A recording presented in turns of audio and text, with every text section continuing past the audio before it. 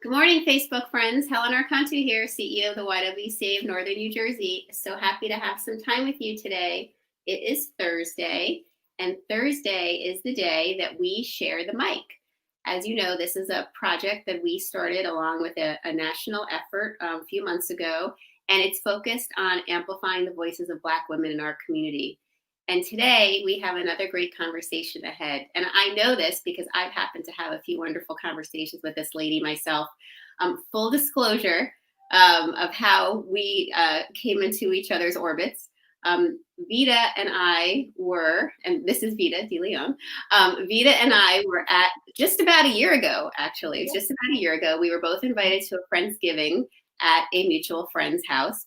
And it was, as usual, because this mutual friend knows how to throw a party. And it was a lovely, lovely dinner with wonderful food and so many wonderful, interesting people. And we just happened to sit together with a few other, with our mutual friend and a few others at a table and, started chatting. And I, was just so entranced with her story, her stories, her laughter, her way. And after dinner, we all, kind of settled into the living area and sitting around. And Vida started sharing her poetry with the group, which was, part of what our mutual friend had planned. And I was just so struck by her poetry as well.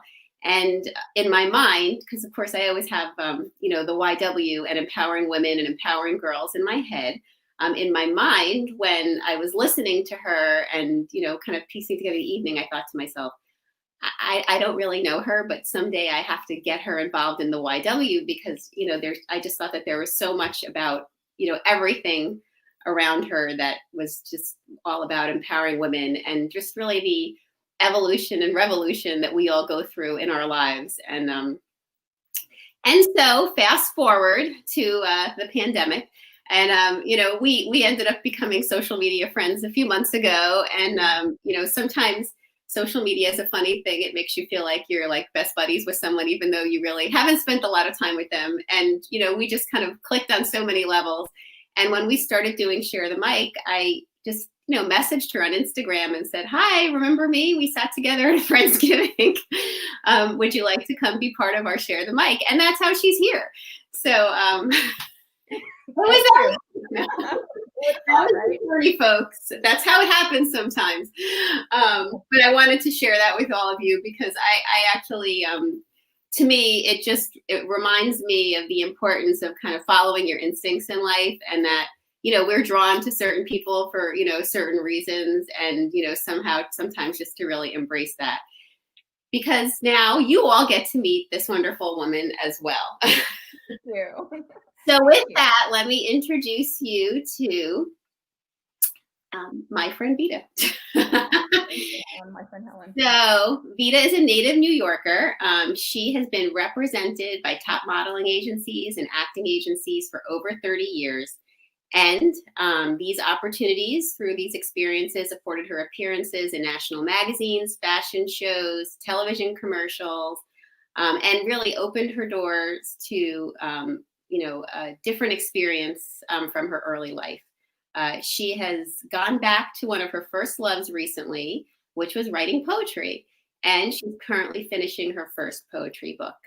Her poetry explores emotions that we can all relate to and uses them to empower her readers. She lives here, where you all are. I'm not sitting there, but you all are, some of you in Bergen County, New Jersey, where she lives with her husband and 2 kids and the dog, right? And the dog. Yes, and Rain. Yes, my picture, my baby. Yes, her beautiful baby. Oh, I love too, along with the kids. So this is Vida, everybody. Vida, welcome. Hi, thank you. I'm so happy to be here. Thank you so much, Helen, for having me. I'm excited. I'm so happy to have you here and have this conversation with you. So Vida, tell us a little bit about your journey to now that kind of brought you to this kind of resurgence of including poetry in your life. Yeah, I took a class about 2 years ago, and it was a 3-day class, and we did a lot of things. Basically, the class was where we acted, we wrote, we sang. It was an incredible experience.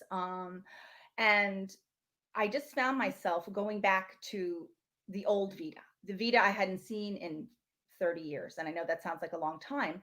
And the craziest thing about this is that I had forgotten that I loved writing poetry as a young girl. I forgot that I'd write like roses are red, violets are blue, and fold it up and give it to my parents. I had forgotten that.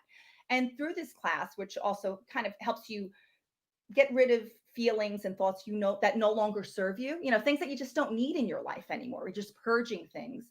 I remembered I loved writing poetry. And I've been through so much in my life, positive, negative. Everybody has, right? No one's doesn't know a little bit of heartache or sadness. And I just started writing. I put a journal by my bed, and I'd wake up in the middle of the morning, I'd write things down. I'd wake up in the middle of the night, write things down. And it got to the point where I was out walking my dog, and I'd be in the woods, and I'd look and I'd say, what a beautiful day. And I'd stop with my phone and I'd write in the notes, and just all of a sudden poetry just started flowing out. And sometimes it was sad, sometimes it was happy, sometimes it was angry. And it was just an outlet for me. And being a woman, as you know, we have children, we have jobs, we have so many responsibilities. This was the one thing that was for me. And I haven't stopped. Literally haven't stopped. Actually, I woke up this morning and I wrote a short poem, about today. Mm. So it's really empowering for me, and I feel like it's something that I never thought I would do. I've always loved reading. I love libraries. Library is my best friend. Thank goodness my library still allows people to go in and take books out. But I have been doing that for the past 2 years, and it's come to the point where I have just copyrighted my first book. I'm probably going to self-publish, but it's called Rubble to Rebel. And that's a big accomplishment for me, for somebody who never knew that I could be successful at something like this. And it's really not about being successful. It's just about something that I'm doing for myself. And maybe if I could help somebody out with one of my poems or just a quote that I wrote, it makes my day that much better. Yeah. So Well, I love it. All right. I hear it as you're speaking about it, and and I could tell it when I heard you read your poems, a year ago, that it was definitely a journey that it was taking you on. So Yeah. when your life experiences happened, up until kind of present day, how are they whirling and swirling into your words that you're writing onto paper or onto a screen? Yeah. I mean, so many things have occurred in my life. I've had I was very fortunate to be represented by great modeling agencies, and be able to do TV commercials, and still to this day go out on auditions, or auditions on the computer. But a lot of my poems are really reflections of what I've experienced in my life. And I didn't have the greatest childhood, so a lot of my poetry is reflected on that. A lot of it's angry. It's sometimes my poetry is something that people don't necessarily want to deal with. So for me, it's almost like therapy, Mhm. writing it down. I feel like I am getting a better release writing my poetry and sharing it with others. And the key, I think, now for me is that in the past, I was very hesitant to share my poetry. I think that night when we were at our little dinner party was one of the first times I ever spoke in public about my poetry. It could have been the first. And I've been having a hard time being vulnerable. And one of my friends said to me, listen, being vulnerable is where it's at. You have to share your story. You have to share your story, because in sharing your story through your poetry or talking, or even right now, you could help somebody else. You could change a life. There may be somebody sitting feeling hopeless today. I'm sure there is, but and hearing our conversation today, they may say, you know what, maybe I'll take up journaling, maybe I'll try painting, maybe I'll dance. Mhm. It's just another outlet when you're going through changes and negative things in life. And it's unfortunate, but right now what we're dealing with, people are depressed, people are feeling it. It's a tough time. So I'm just happy that I've had the experiences in my life that I am able to write this type of poetry and share it. So I'm very excited to share myself. And I'm trying to not be as vulnerable and worried about being judged. So Mhm. I think that's where I'm at right now. Well, our viewers are as proud of you. They're chiming in and saying how proud they are of you and loving Thank what you. you're sharing. I think it resonates with all women. Resonates, you know, that we need a place for catharsis. We need a place to dump, a safe place, Yes. um, Yes. and how powerful to not only put it somewhere, but put it somewhere where others can read it and kind of you can hand the baton to them and they can from there, keep going and maybe working out some issues on their end.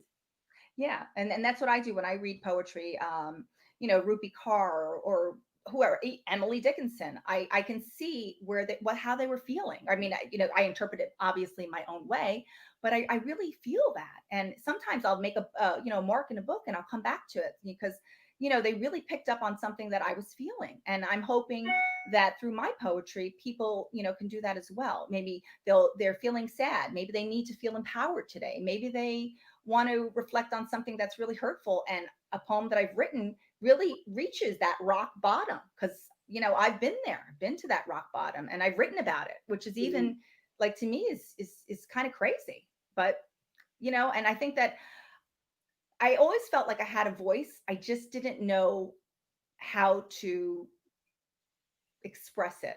And finally, it took me a while, I'm in my 40s, but I'm just happy that I found it and that I'm no longer afraid to share it. And I Well, think that's something that's really important for people. it so is. Yesterday, actually, I interviewed a woman who her kind of life's work is focusing on helping people in their later years Right, find their purpose in life, right. and that finding their purpose will create happiness and joy despite whatever is happening around them, that helps. And it strikes me that that's what you're saying. It may have taken you years, but clearly you found a sense of purpose in this activity and this action and this art. Yes, and it's not even like some people say, "Oh, I want to do this because I want to make money." That's the furthest thing from my mind. I'm doing it because I want to share, and I know that people can relate, and I just feel so happy expressing myself. Like I can't wait till COVID's over so I can come down and talk to the girls and Mhm. share my story. I love that. That's what I live for. My kids get tired of hearing the poems. Oh, I just wrote a poem, and I'll run after them. Oh, okay, mom. But they really support me, and that's nice. It's hard for teenagers, like, oh, your mother's a poet, really? But I am, and I lead with that. Like I tell my kids, my daughter's considering joining the bowling team. I don't know if it will happen with COVID, but I said that's really great. Just taking chances. Who would have thought?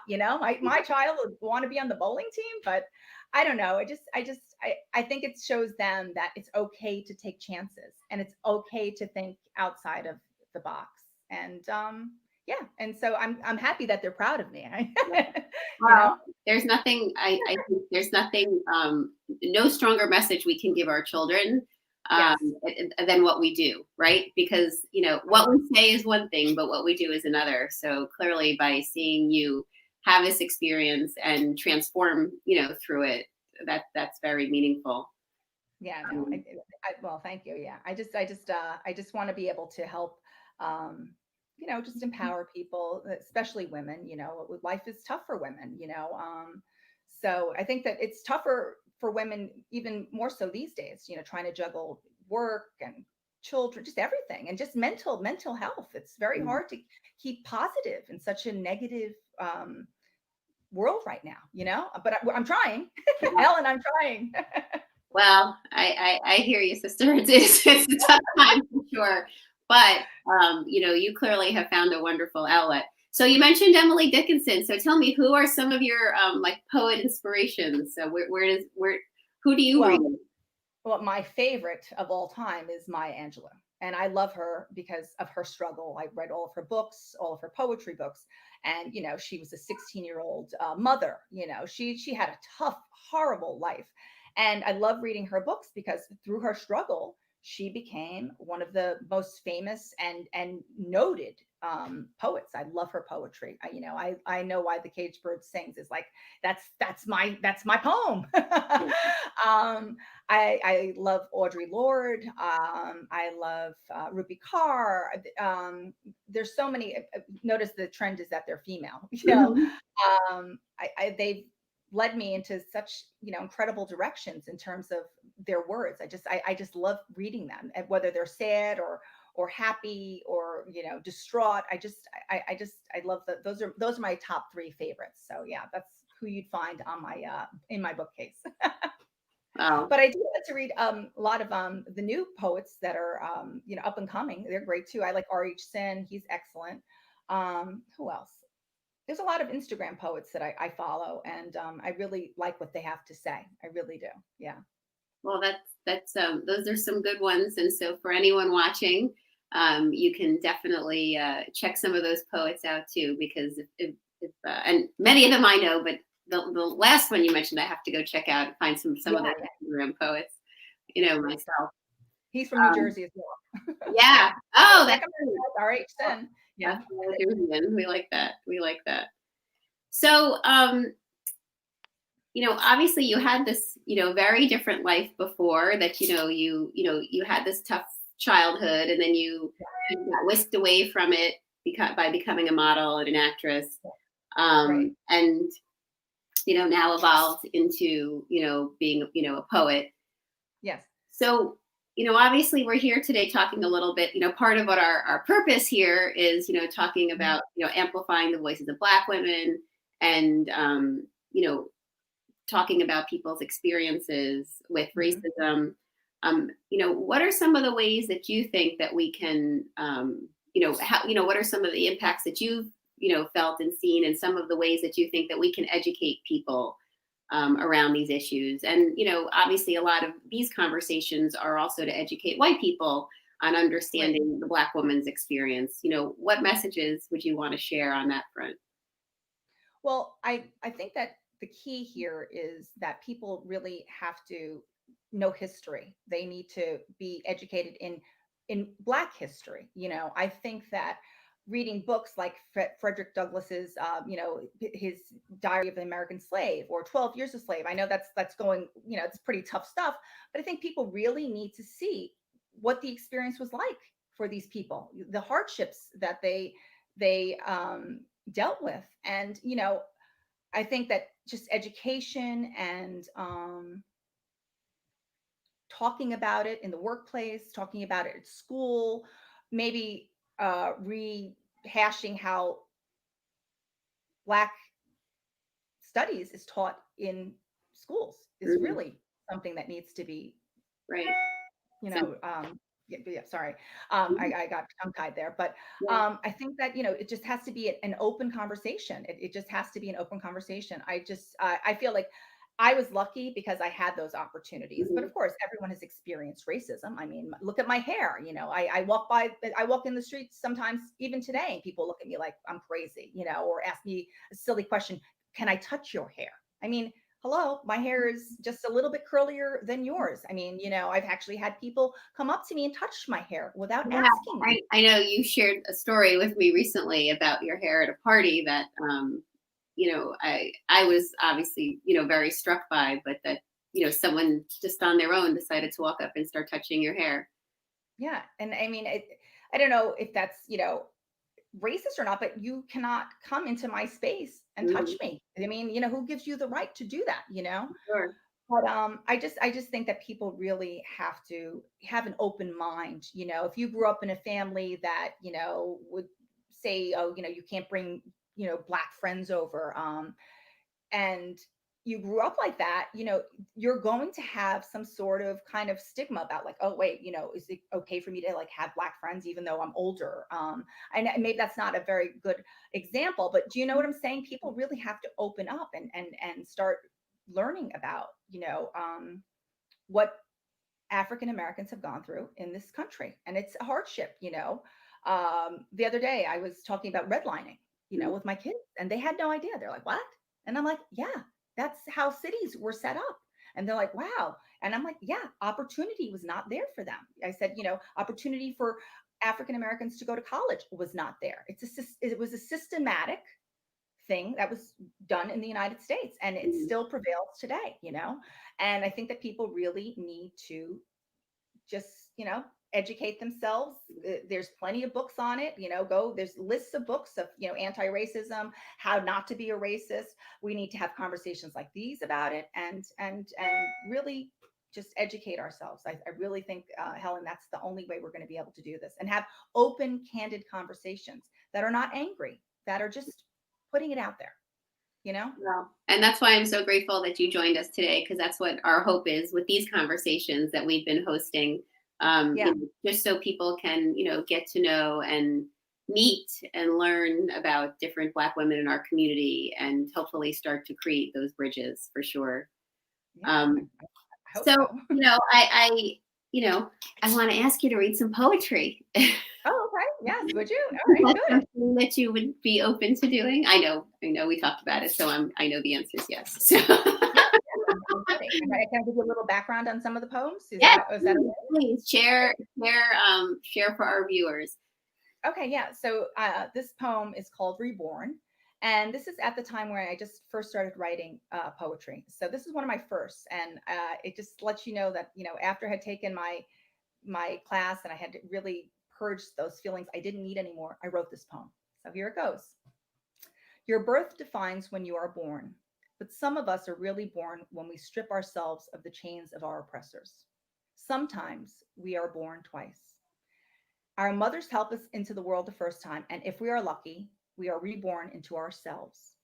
This rebirth will come with pain, change, and power. You will know when this happens because you will feel renewed again, reborn. I love that because it really sits, it really, it embodies how I was feeling at that time. So, yeah. Okay. So this is, about a relationship that was not so great. And it's really going deep into my heart, into my soul, this next poem. It's called Clarity. I see myself as a reflection of you, our experience. But this we know is not true. You are from the depths of darkness, never knowing light or love. I was born into light and love and always have been that.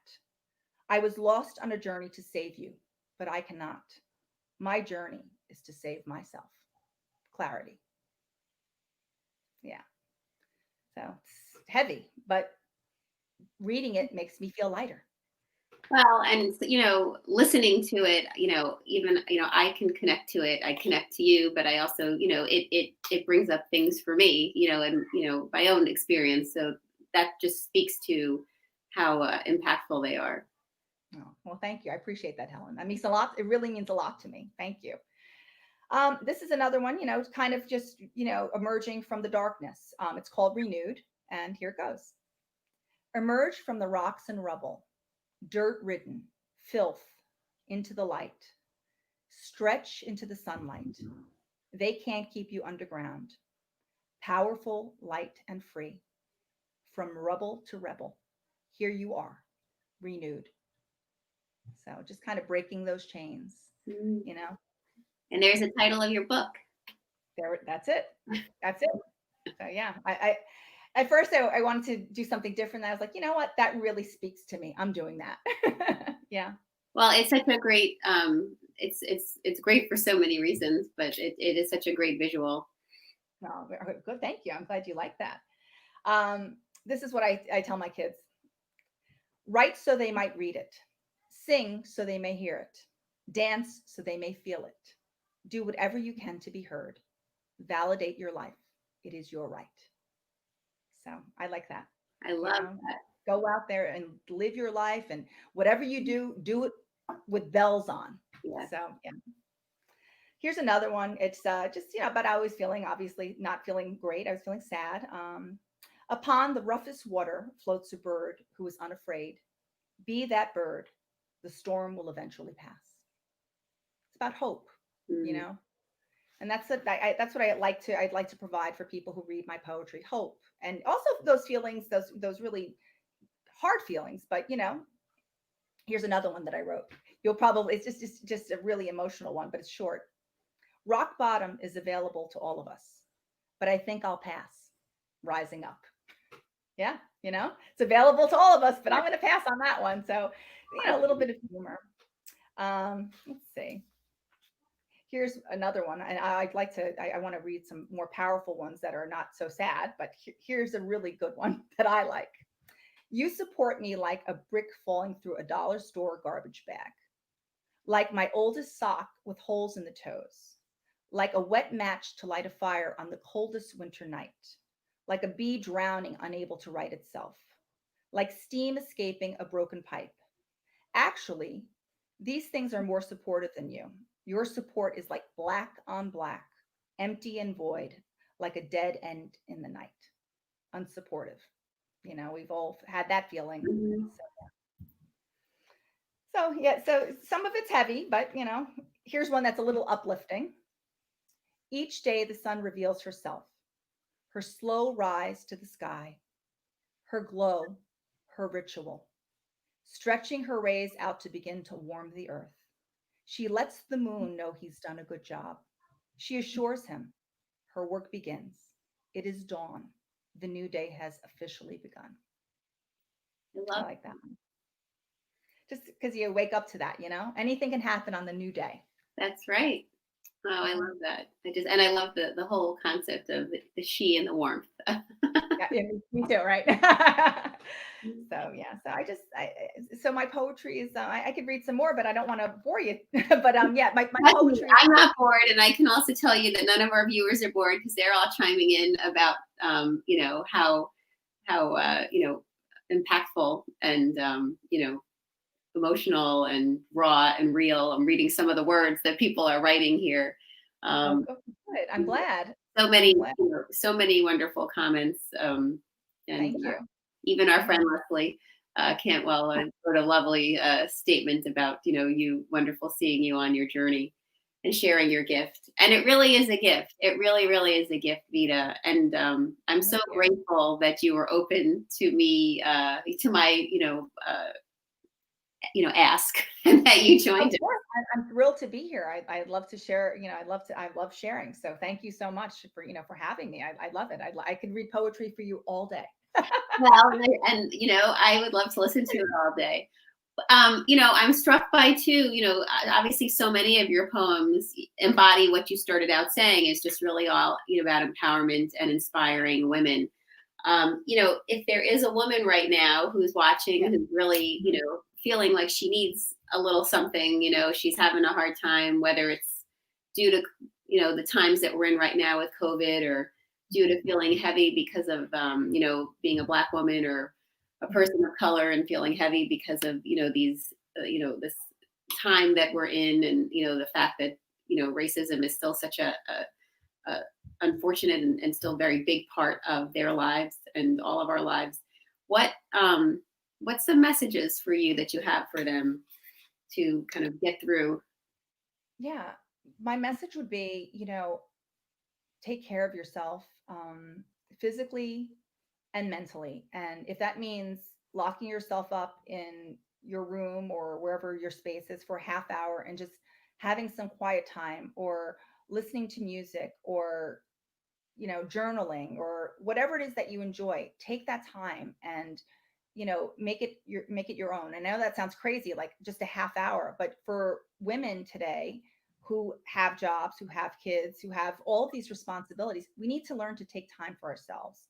And also in terms of just Black women really need to focus on their health, making sure they're up to date on their, doctor's appointments, or, a Mm. lot of us do this. I'll say, yeah, I'll go next week, or I'll go next month. You have to really take care of yourself, and, mentally, physically, eat well, and just, I know, just I know it's really a tough time. I just feel like we'll get through this.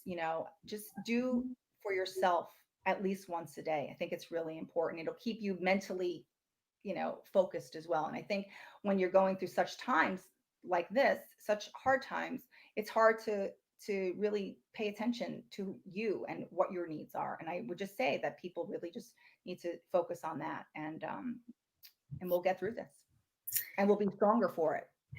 And we'll be And listen to my poetry. I was going to say we'll be stronger for it, and it's clearly given you, plenty to write about, and do more for your book. And I know I can't wait to see it, and read it. And I'm so grateful to have you here. And I'm knocking on your door already to come be part of speaking to our girls in our Leadership Academy, which is what I was thinking of a year ago when I was listening to you. And clearly all of our viewers are resonating with that too. That such an important message comes through in your poetry, and your personal journey that you've been through to help young women especially feel like there is a next chapter, that it's not just this.